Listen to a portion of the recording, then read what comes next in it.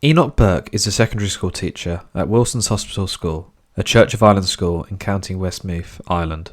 Mr. Burke, who is an evangelical Christian, voices opposition to a request from the head teacher of the school to call a boy he taught they, rather than he.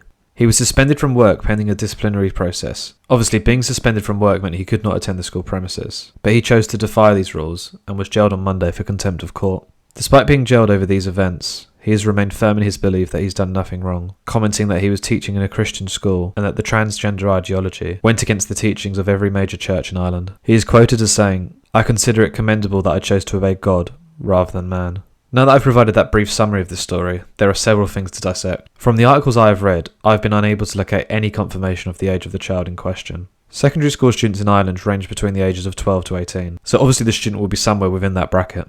Now in Ireland, someone cannot buy alcohol in a supermarket or a bar, purchase cigarettes at a newsagent's, go to the cinema to watch an adult film, or even do something as simple as tick a box on a bit of paper to vote in an election, until they're an adult, i.e. at least 18 years of age. But this story shows that some in society think it is acceptable for a child to ask others to address them in terms other than boy or girl, and when a teacher does not want to follow this request, they are suspended as a result. To reiterate, we do not know the actual age of this child, but they could be as young as 12 years of age. Typically, teachers are suspended for issues relating to child protection, such as hitting a child, turning up to work under the influence of drugs or alcohol, and other serious matters. But in this instance, by adhering to his Christian belief, Mr. Burke chose not to address a child as they. His comments that the transgender ideology goes against the teachings of every major church in the country is correct.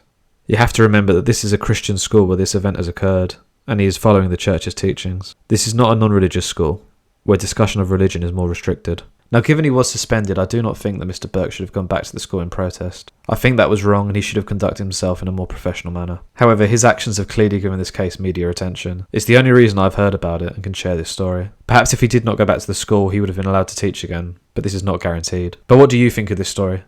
Please let me know in the comments. Many thanks, bye.